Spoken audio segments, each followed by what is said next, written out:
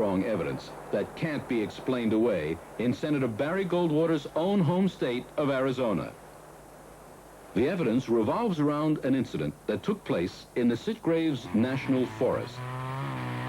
It was in this location that a young woodcutter named Travis Walton was abducted by a UFO. The UFO was witnessed by 6 of his fellow workers. At Travis's home in Snowflake, Arizona, we interviewed him and one of the witnesses to the UFO, Mike Rogers. There were 7 of us on the way home from work. We were riding down a dirt road in a pickup, and we saw an object hovering off to the side of the road. It was a glowing disc-shaped object. It was about 90 feet away. It was hovering about, I'd say, 15 to 20 feet off the ground. I got out of the truck and went closer. I wanted to get a closer look at it. I realized for the first time what he was doing, and I realized that it was dangerous. I expected it to, fly away when I got closer, but instead, when I got up there, it started to move and to make a loud sound, which scared me.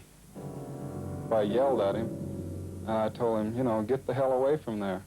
I raised up and turned to go, and then all of a sudden, the object apparently blasted him with some sort of a ray or bolt of light or something, and lost consciousness.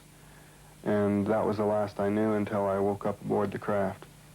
When I saw this bright, blinding light, I turned back just in time to see Travis flying back through the air.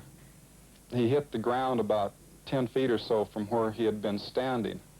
At that point, with the blast that the saucer had given him, it was such an incredible thing. It was just unbelievable. I was in an instant panic.